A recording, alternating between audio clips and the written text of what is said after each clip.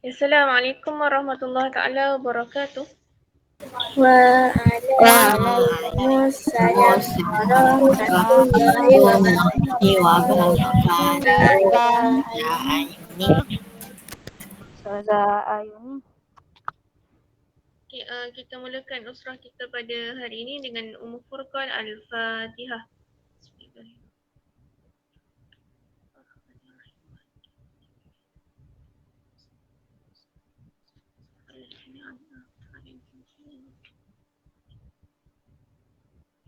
Ya, semua sihat? Sihat, alhamdulillah. Alhamdulillah. Okey, sebelum tu saya minta semua untuk buka kamera dulu.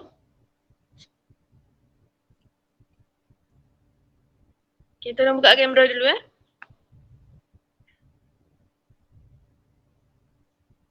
Alhamdulillah Rabbil Alamin, wassalatu wassalamu ala ashrafil anbiya wal mursalin wa ala alihi wa sahbihi ajma'in. Alhamdulillah, bersyukur kepada Ilahi dengan nikmatnya dapat lagi kita berjumpa pada petang ini dalam sesi usrah.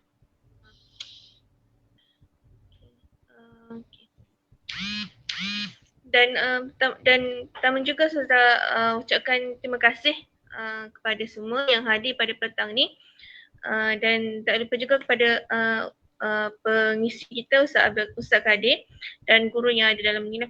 Okey, jadi tanpa melengahkan masa, tanpa membanjirkan kalam, saya menjemput Al-Fadhil Ustaz Abdul Kadir untuk meneruskan usrah kita pada petang ni. Falyatafaddal mashkur.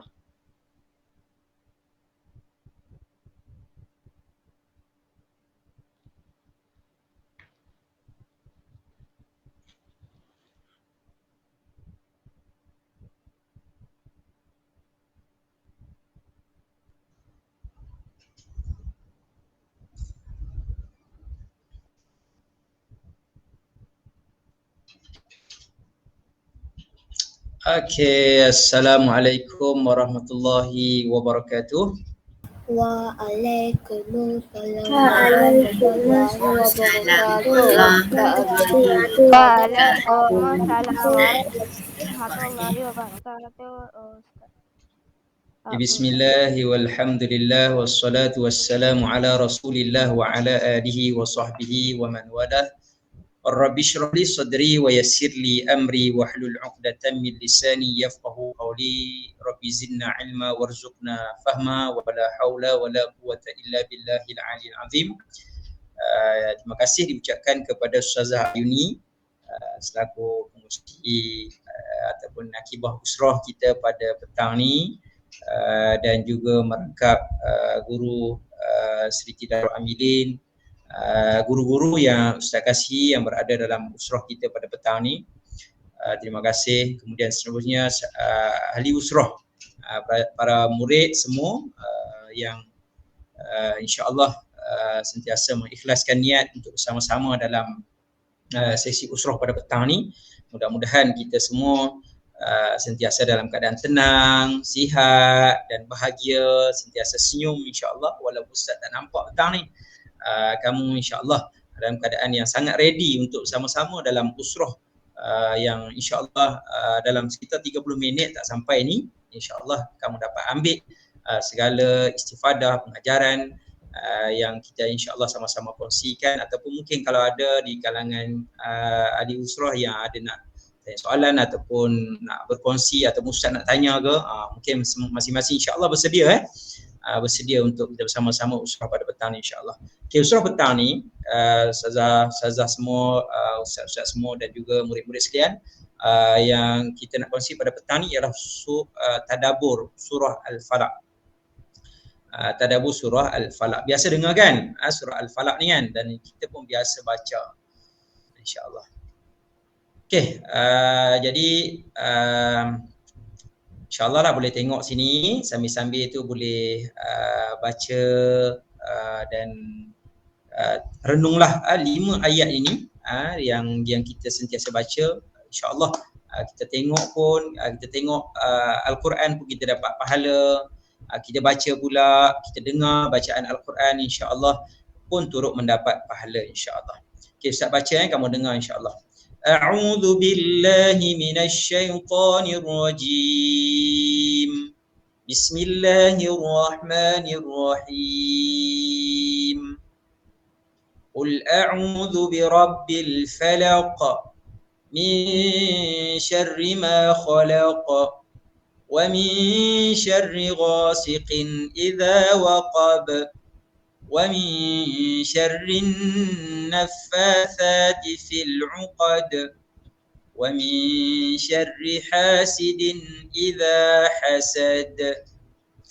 Sadaqallahul azim. Jelas ya? Suara Ustaz jelas ya semua? Muaz? Jelas. Jelas ya? Jelas. Okey, terima kasih. Okey, insya-Allah kita akan kongsi ambil pengajaran kefahaman tentang surah yang memang kita biasa baca, cuma sebab itulah kita ada dalam sesi usrah ni supaya kita ulang balik dan faham balik, ingat balik sebenarnya kita barulah boleh feeling dalam ibadah kita, sembahyang kita dan dalam bacaan harian kita insya-Allah. Okey, surah Al-Falaq adalah surah yang ke-113 dalam Al-Quranul Karim. Dalam Quran ada berapa ratus surah? Siapa boleh respon Ustaz? 114. 114. Maksudnya surah Al-Falaq duduk lagi satu lagi akhir, last kali surah apa? Surah An-Nas. Surah An-Nas. Alhamdulillah. Baik. Surah Al-Falaq ini mengandungi 5 ayat lah. 5 ayat. Surah Al-Falaq ni diturunkan ataupun dinamakan surah Makkiyah lah. Surah apa? Surah Makkiyah. Dia diturunkan selepas surah Al-Fil. Maksud apa yang maksud Makkiyah ni kita dah terang dah sebelum ni, ada dalam surah Fatihah mungkin kita dah terangkan tentang Makkiyah ni ialah surah yang diturunkan qabla hijratin Nabi sallallahu alaihi wasallam, iaitu sebelum hijrah Nabi sallallahu alaihi wasallam ke mana? Ke bumi Madinah Al-Munawwarah. Itu pandangan jumhur ulama mengatakan bahawa Makkiyah ni adalah sebelum Nabi berhijrah ke Mekah, ke Madinah Al-Munawwarah. Maksudnya tidaklah semestinya turun tu di Mekah, tapi kebanyakan surah tu diturunkan di Mekah lah. Cuma dinamakan Makkiyah ni sebelum hijrah Nabi sallallahu alaihi wasallam. Kemudian maksud surah Al-Falaq ni ialah seluruh makhluk, ataupun dengan tafsiran yang lain sebahagian ulama mengatakan bahawa waktu subuh Al-Falaq. Falaq iaitu dengan memberi maksud seluruh makhluk, ada yang memberi maksud macam tu. Ni kita nak faham ni tentang apa, nak cerita tentang makhluk ni apa dia kan. Ni yang para mufassirin tafsir, dia tafsir ada dua kita belajar petang ni, iaitu pertama seluruh makhluk, yang kedua ada setengah pendapat mengatakan bahawa Al-Falaq ini ialah waktu subuh. Okey. Teman ahli usrah, murid-murid semua, kita tengok asbabun nuzul. Maksudnya sebab turunnya ayat ini. Kan kita kena belajar lebih sikit lah kan. Dah tahap 2 ni, kita dah usrah pun dah berapa siri dah kan. So kita nak kena faham, kita nak kena tahu tentang asbabun nuzul, sebab turunnya ayat ni. Okey, dalam riwayat Al-Baihaqi diceritakan bahawa surah Al-Falaq dan surah An-Nas diturunkan pada masa Rasulullah sallallahu alaihi wasallam disihir oleh seorang Yahudi yang bernama Labid bin Al-Asam dengan 11 simpulan tali. Tahu kan sihir ni apa dia kan? Orang yang melakukan kejahatan kepada Nabi sallallahu alaihi wasallam. Sebab tu kita disebut tentang maksud makhluk tadi ni, maksudnya kejahatan orang lain, menyihirkan, melakukan sihir kepada baginda Nabi sallallahu alaihi wasallam. Ni bahaya kan, sihir kan, benda yang satu amalan yang sangat berdosa dan haram di sisi agama Islam. Okey, baik. Nabi pun kena. Nabi kena iaitu daripada Yahudi yang bernama siapa dia? Labid bin Al-Asam. 11 simpulan tali. Setiap kali dibacakan satu demi satu ayat-ayat dari kedua surah tersebut, surah Al-Falaq dan surah An-Nas, maka terlepaslah simpulan itu satu persatu. Kisahnya tentang sihirnya Nabi SAW ini disebut di dalam Sahih Bukhari. disebut di dalam Sahih Bukhari ini sebab turunnya ayat ini dalam riwayat Al-Baihaqi. Boleh Boleh faham Kalau tak faham tanya tau. Baik. Okey kamu kena ingat, tulis dan faham betul-betul insya-Allah. Okey baik. Ahli usrah semua. Boleh tengok sini, boleh tengok slide. Keistimewaan, dia ada keistimewaan. Ayat-ayat Al-Quran ni semuanya istimewa. Tapi ada surah-surah ni apa keistimewaan dia? Ada keistimewaan tertentu.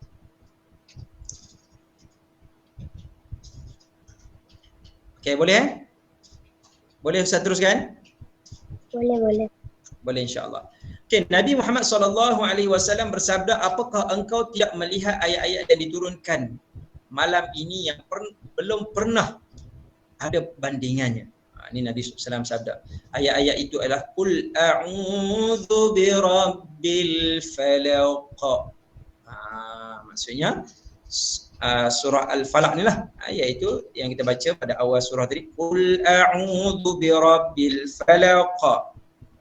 Okay, surah Al-Falaq. Kemudian yang keduanya Qul a'udzu birabbin nas. Maksudnya ada kesimpulan bila Nabi SAW sebut, maka pastinya ada keistimewaan tertentu yang ada pada kedua surah ini. Jadi kita sebab apa yang Nabi sebut ni bukanlah satu sebutan biasa. Sebab bila Nabi sebut, ianya merupakan wahyu daripada Allah Subhanahu wa taala.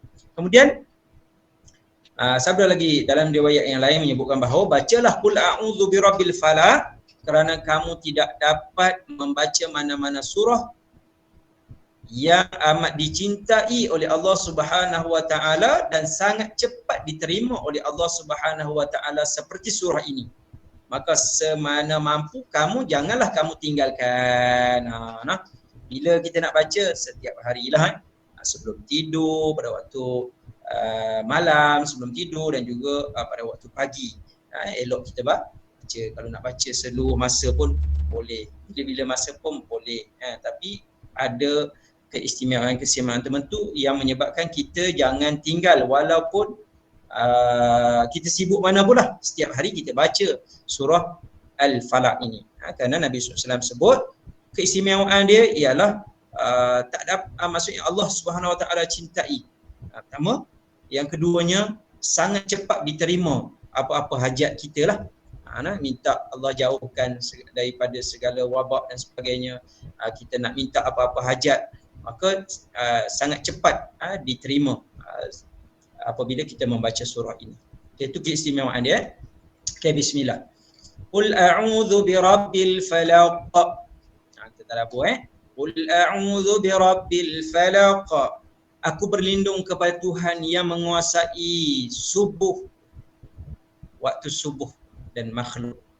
Al-Falaq tadi yang kita kata, waktu subuh, ada setengah yang mengatakan bahawa tafsir waktu tu waktu subuh, dan ada yang mentafsirkan bahawa makhluk Al-Falaq iaitu memberi makna makhluk.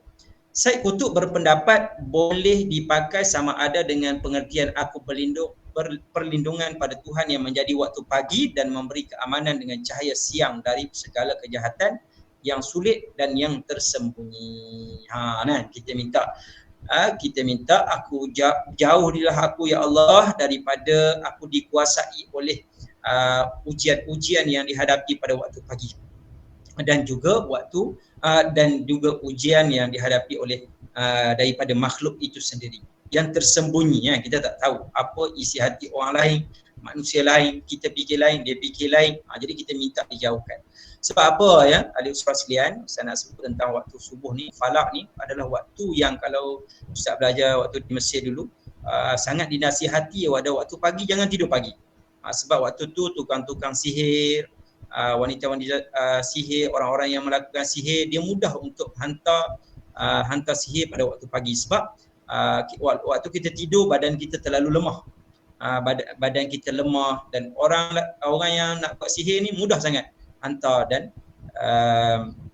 mudah masuk ke dalam tubuh badan seseorang.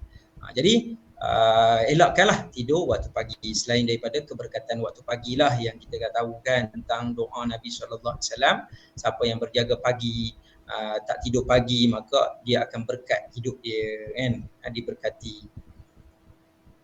Okey, seterusnya min syarri ma khalaq, dari kejahatan makhluknya. Ini khusus sebut tentang daripada kejahatan makhluknya. Al-Maraghi mentafsirkan bahawa aku berlindung, memohon perlindung kepada zat yang menjadi Tuhan semua makhluk, pencipta segala yang ada dari segala penyakit dan keburukan yang menimpaku antara salah satu makhluk daripada makhluk-makhluk seluruhnya. Makna kita minta jauh lah orang-orang daripada orang yang nak bersifat dengki kepada kita, dengan cara kita baca ni dan kita faham betul-betul, ya Allah aku baca surah ni, ya Allah memang satu doa-doa yang sangat cepat mustajab doa dia, iaitu antaranya kita baca surah Al-Falaq kan, min syarri ma khalaq, daripada kejahatan makhluk. Jauh habis kan. Wa min syarri ghasiqin idza waqab, dan dari kejahatan malam apabila telah gelap gelita. Tadi pagi, ini malam pun ada juga masa waktu yang sangat berbahaya. Daripada kejahatan malam apabila telah gelap gelita. Disebut bahawa ghasiqin ini lebih tepat lagi adalah awal malam, iaitu apabila hari menjadi semakin gelap. Maksudnya awal malam ni dia malam yang memang malam yang pekat gelap, bukan malam yang waktu dah sampai 1-2 pagi tu dia dah waktu yang kata apa, cahaya dah. Kan kalau biasa orang kalau pernah tengok waktu yang awal pagi 1-2 pagi tu dia dah tak pekat lagi dah. Dia dah macam waktu-waktu yang orang kata ada cahaya-cahaya dia. Kalau kata keluar malam pun tak kita akan nampak langit, kita boleh nampak bangunan-bangunan lain. Kalau waktu yang pekat malam ni adalah waktu yang bahaya. Menjadi bahaya sama ada zahir dan juga batin. Zahir dan juga batin. Sebab tu kita elok duduk di rumah waktu kan. Okey, kita minta jauh juga wa min syarri ghasiqin idza waqab, dan dijauhkan daripada malam apabila telah gelap gelita. Wa min syarrin naffatsati fil 'uqad, dan daripada kejahatan wanita-wanita tukang sihir yang menghembus pada simpulan-simpulan. Al-uqad ini memberi maksud dalam tafsir mensyarahkan bahawa simpulan ikatan. Ahli sihir ada yang mengikat pada tali dan menghembus pada tali itu untuk tujuan melakukan sihir. Wal'iyazubillahi min zalilah. Kita baca benda ni, apa yang Nabi SAW amalkan, maka kita pun amalkan, mudah-mudahan.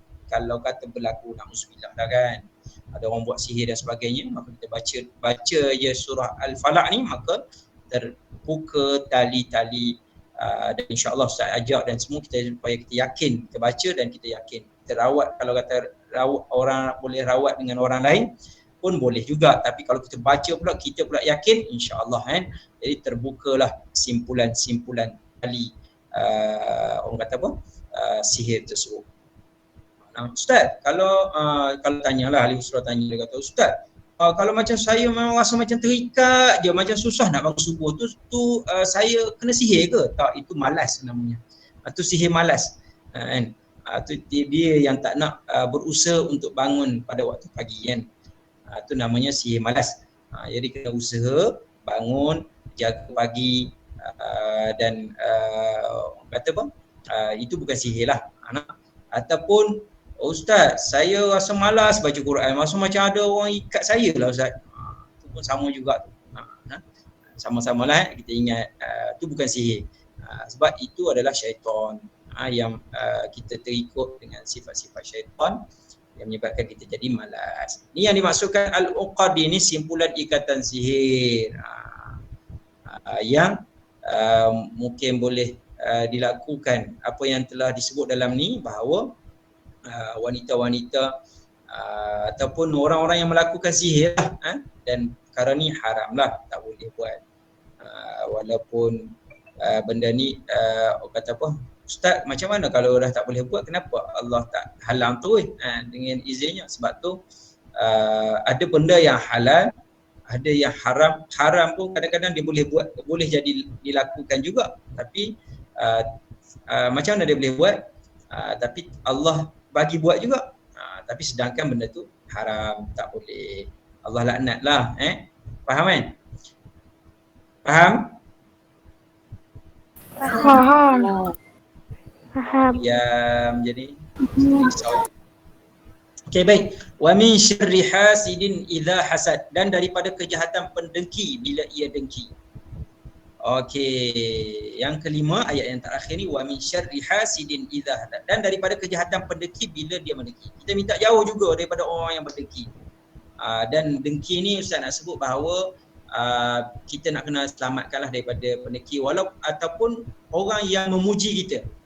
Orang yang memuji kita, antaranya dia ajar bahawa kita jangan, kalau orang puji, ya Allah handsome-nya, ya Allah cantiknya, ya Allah sekian-sekian, kita jangan sambut Allah Akbar.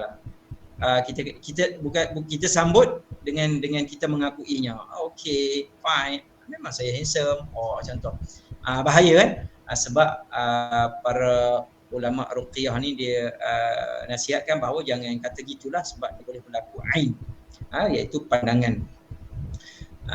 Dia tak ada dia dengki, tapi sebab dia puji tadi jadi berlaku ain, akan jadi terkena panahan tersebut.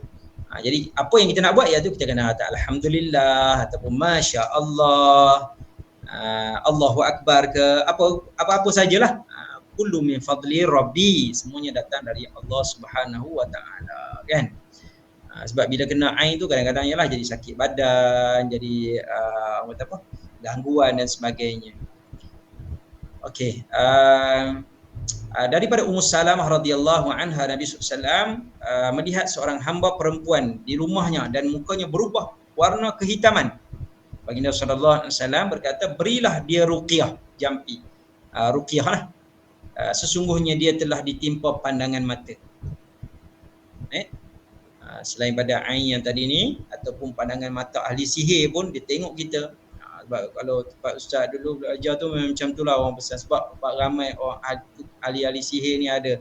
So kalau dia tengok kita tu, kita kena hati-hati, kan? So kena berhati-hati, dan kita doa lah juga, kita baca ni, wa min syarri hasidin idza hasad. Okey, selesai 5 ayat. Terima kasih. Alhamdulillah. Ada lagi 2 ke 3 minit insya-Allah.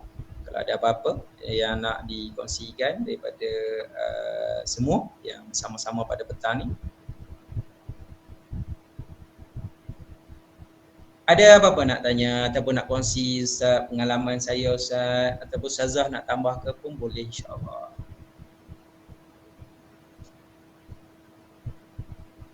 Ustaz ada yang tanya, apa maksud tali simpulan? Okey, tali simpulan ni pada zahirnya tali lah.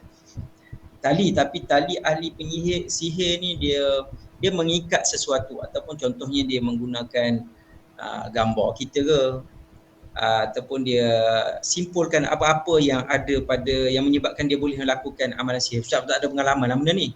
Tapi ahli sihir tu akan buat macam tu, simpulan. Dengan tali dia, dengan adalah dia punya mentera-mentera dia, wallahu ta'ala wa'alam, yang akan boleh berlakunya sihir tersebut. Okey, dia punya simpulan sihir tersebut. Jadi caranya kita nak buka balik tali tu dengan cara kita baca surah Al-Falaq ni lah. Jadi cuma pengamalan ahli sihir ni dia ada cara-cara dia yang na'udzubillah lah, haram dan tidak boleh kita lakukan lah.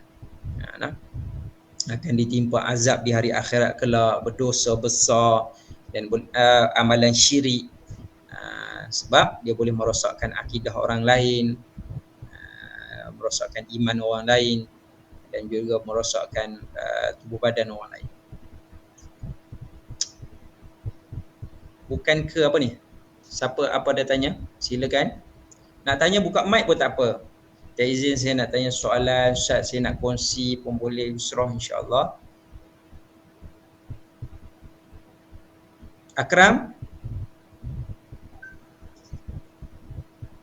Semua buka kamera kan? Insya-Allah. Ustaz ada yang Ustaz nampak buka kamera, ada yang tak nampak buka kamera. Sebab tu Ustaz sebenarnya Ustaz sangat pesan-pesan nak berpesan kepada semua lah di usrah semua waktu kamu belajar semua ni. Ustaz nak sarankan kamu buka kamera ni antara adab kamu dengan guru, supaya guru pun dapat ambil perhatian apa yang kamu sedang buat, dan juga kamu juga akan lebih memberi perhatian. Kalau tak buka kamera, kamu mungkin boleh tertidur ataupun buat apa saja. So Ustaz nasihatkan semua jaga adab, kita belajar sebab keberkatan kita ni dalam belajar ni apabila kita menghormati guru kita kan. Kita jaga adab kita, akhlak kita ketika mana kita belajar. Waktu belajar, nak belajar kita ready, sama ada kita pakai pakaian yang bersih-bersih, bukan macam pakai baju tidur, tak mandi 2 hari dah Ustaz, masih masuk kelas ni Ustaz, ujus Ustazah tak bau je kan. Jangan begitulah ataupun tak gosok gigi, Ustaz tak nampak gigi dah kuning dah, pensan mak dia, abang kenapa tak gosok gigi? Sebab tak pergi sekolah. Sebab sebelum ni mak dia suruh gosok gigi sebab pergi sekolah. Jadi janganlah gitu jaga adab, jaga pakai pakaian yang elok, baik, masuk kelas, dengar apa yang Ustazah sampaikan insya-Allah. Jadi saya rasa itu saja pesanan daripada Ustaz, dan sama-sama insya-Allah di usrah semua doakanlah mudah-mudahan kita dapat berusrah secara pertemuan bersemuka. Ini kita banyak online je kan. Nanti insya-Allah doakan mudah-mudahan Sakif tu tengok tu, subhanallah, macam-macam gambar dah. Okey baik, tak apa, ala kulli hal insya-Allah ahli usrah semua dapat apa yang Ustaz sampaikan tadi, dan tulis nota ni boleh sampaikan pada adik-adik, keluarga, mak ayah dan semualah insya-Allah, dan jadikan nota-nota ni nota-nota penting dalam siri-siri usrah kamu insya-Allah. Wallahu a'lam. Ustazah, saya serahkan kembali.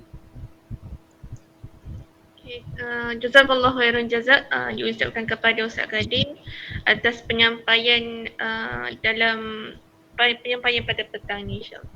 Okey. Dan Ustazah harap semua dapat ambil input, ambil manfaat daripada pengisian yang Ustaz Kadir berikan tadi, di mana manfaat-manfaat surah Al-Falaq, dan tak apa panggil, tak rugilah kita amalkan surah Al-Falaq tadi. Okay, kita dah baca kan, kita semua dah hafal ni, dalam ni semua dah hafal dah surah Al-Falaq, tapi apa yang kita hafal tu sebenarnya kan? Alhamdulillah hari ni dapatlah kita tahu apa fadilah surah Al-Falaq, manfaat surah Al-Falaq tadi. Dan saya harap semua dapat mengambil perhatian dan dapat ambil manfaat, dan ingat pesanan-pesanan Ustaz Kadir tadi kepada kita semua, terutamanya berkaitan dengan ada seorang pelajar lah kan. Okay, sampai sini saja. Ada apa-apa nak tanya tak? Ada siapa nak tanya lagi? Tak ada. Tak ada Okay, kalau tak ada soalan, kita tangguh dulu usrah kita pada minggu ini dengan kafaratul majlis dan surah Al-Asr.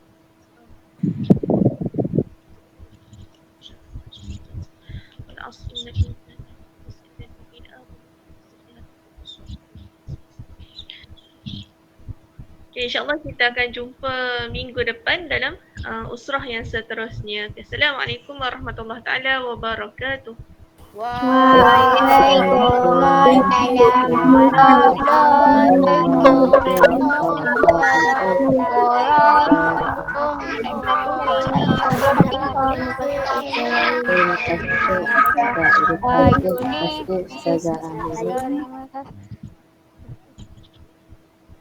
Okey, Ustaz. Assalamualaikum. Salam. Terima kasih banyak Ustaz. Sama.